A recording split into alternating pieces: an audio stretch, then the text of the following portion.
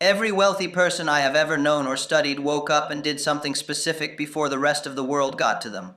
Not the same thing, different men had different practices. But the commonality was always there. Before the day's demands arrived, they had already spent time inside their own mind, pointed in their own direction. The men who struggled financially their whole lives did the opposite. They woke up and immediately started reacting to whatever was in front of them. That one difference, owning your first hour versus giving it away, is worth more than any investment strategy I have ever heard described. And I want to tell you exactly what I did in mine. I am Henry Ford. I woke before 5 for most of my adult life, not because I was disciplined in the way people mean when they use that word as a compliment. Because I discovered early that the hour before anyone needed anything from me was the most valuable hour of the day, and I was not willing to sleep through it. Listen to this every day. What I'm about to describe is simple enough to start tomorrow, and powerful enough to change your entire financial position over the years it compounds. Most men I knew in Detroit spent their mornings fighting to catch up. They woke up behind on the work, behind on the decisions, already in debt to the day before they had put on their boots. I used to be one of those men. In my mid-20s, working for Edison, living in a rented house, building the engine in the shed at night, after my shift, my mornings were a scramble. Feed the furnace, eat something fast, get to the plant on time, arrive already tired from the night before. I was working constantly and moving forward slowly, and for a long time I could not understand the gap between how hard I was working and how little the position was changing. The first thing I understood clearly was this: I was spending all my energy on the work that already existed and none of it on the work that needed to be created. The engine in the shed was the new work. Everything else was maintenance of the current situation. And the new work was getting the worst of me, the leftover hours, the exhausted attention, the mind that had already spent 12 hours doing what Edison needed done. The morning was the one place where I could flip that order. Give the new work the first of me instead of the last. So I started waking an hour earlier. Not to exercise or read or perform any kind of ritual. To sit with the engine problem, whatever the current concrete problem was, with a rested mind, before anyone needed anything, before the day had colored my thinking with its particular set of pressures. 30 minutes of clear thought on the right problem, I discovered, was worth more than 3 hours of tired thought on the same problem after a full day of other work. The quality of the thinking was completely different. The solutions that arrived in those early minutes had a clarity that the evening thinking almost never produced. That is the first piece. Give the new work your building work, the work that belongs to your own direction, the first of your mind, not the last of it. Not the mind that has already processed 12 hours of other people's demands. The fresh mind. The one available only in the early quiet before the day starts pulling. But the practice I want to describe is what I did in those morning minutes, because sitting quietly and thinking about your problems is only as useful as the quality of your focus.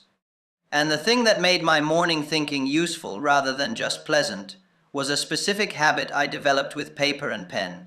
Every morning, I wrote down one thing, one concrete problem I was trying to solve, not a category of problem, not a general difficulty, but the sharpest, most concrete version of the exact thing that was blocking the next step.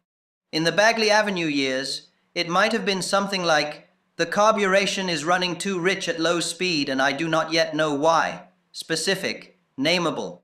The kind of problem you could hand to someone and they would understand exactly what you meant. Writing it down did something I did not fully understand at first. It moved the problem from the swirling, anxious background noise of everything that needed solving into a single visible thing sitting in front of me on a piece of paper. The act of naming it precisely was itself a kind of progress, because vague problems feel enormous and concrete problems feel solvable. A man who knows he has money troubles feels overwhelmed. A man who knows specifically that his expenses are $40 per month more than his income has a problem he can actually address.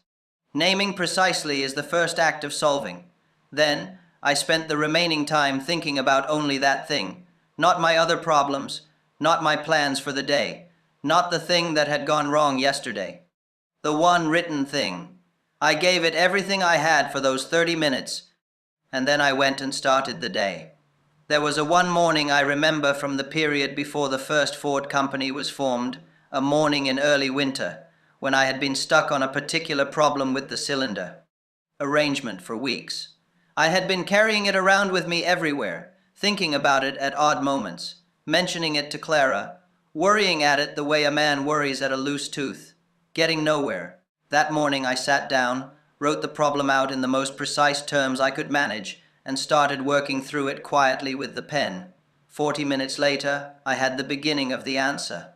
Not the full answer that took several more days of testing, but the direction that led to the answer arrived in that quiet morning while the rest of the street was still dark.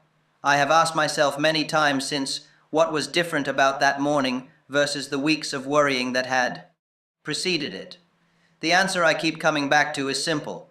I was working on it instead of worrying about it.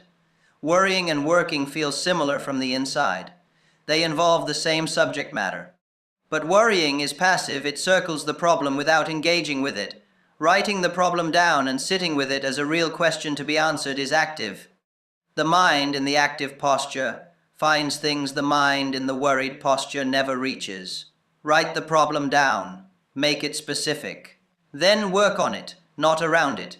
Now here is where the morning practice connects to the money, because the description so far sounds like a thinking tool, and you deserve to understand why it is actually a wealth-building tool. A man who applies this practice to his building direction every morning for 5 years has done something that almost nobody does.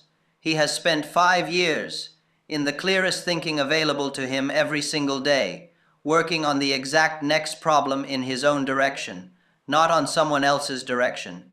Not on the maintenance of the current situation, on the next specific problem in the thing he is building for himself. The accumulation of 5 years of that concentrated daily attention, pointed in a consistent direction, builds something. It solves the problems that compound into a position. It moves the building forward in small increments that add up to a qualitatively different place than where it started. Most people spend 5 years of their best morning thinking on whatever the day demands of them. The man who owns his first hour and directs it consistently at his own building arrives at year 5, somewhere different from the man who gave those hours away every day.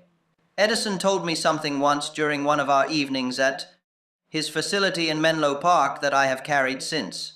He said that he had never solved a significant problem in the middle of a busy day. Every breakthrough he could remember had arrived in the quiet early morning, late night, a Sunday, when the building was empty. The busy day, he said, was for executing what the quiet had already figured out. The thinking happened in the silence. The doing happened in the noise. Most men, he said, spend all their time in the noise and wonder why the thinking never gets done. I believe Edison was right, and the morning is the window where the silence is reliably available. Afternoon silence is rare. Evening silence is available, but the mind is tired. Morning silence, before the noise has started, is the most reliable window in the day for the thinking that does not get done any other time. Protect it, not by building a complicated ritual around it. By simply waking before the demands arrive and using the first quiet hour for the thing you are building rather than for whatever the day has already decided to put in front of you. Here is the practical exercise, and it is the only one this message needs, because the practice is already simple enough that adding more steps would dilute it. Tomorrow morning, wake 30 minutes earlier than usual. Sit somewhere quiet with paper and something to write with. Write one sentence at the top of the paper, the exact next problem in whatever you are currently building toward, not your biggest problem. The next one, the one that, once solved, lets you take the next step you cannot currently take. Write it as specifically as you can. Then spend the remaining time writing anything that comes to mind about that problem. Not a plan, not a goal, just your thinking, on paper, about that one thing. Unfiltered, unpolished, just working. Do this tomorrow, and then the next day, and the day after that. You will notice something within the first week. The problem you wrote on day 1 will look different by day 5. Not because the problem changed, but because 5 mornings of focused, clear thinking has moved your understanding of it. By day 30, one of the problems in your direction will have been solved that you were not solving before this started.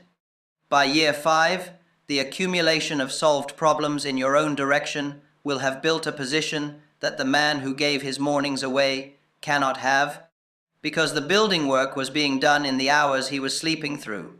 The morning does not just give you time, it gives you the best version of your own mind before the day borrows it. Use it for yourself.